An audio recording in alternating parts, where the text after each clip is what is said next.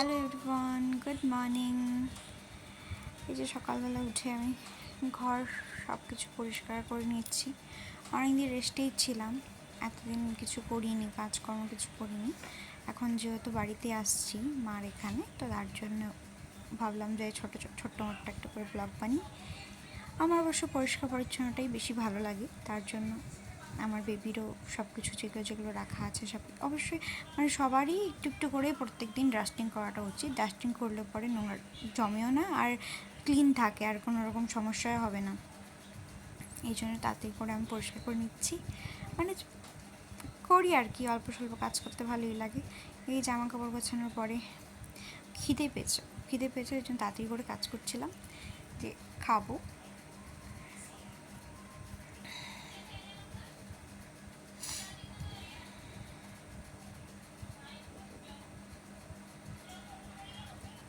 হয়ে গেছে এখন আমার।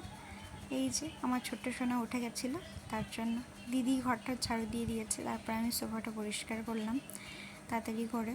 এই যে আমার একটা ডগি ঘুরে বেড়াচ্ছে ওখানে, হয়ে গেছে পরিষ্কার। তারপর এখন খিদে পেয়েছে, মাকে গিয়ে জিজ্ঞেস করছি কী হয়েছে। মা বলে একটু দাঁড়া শুধু।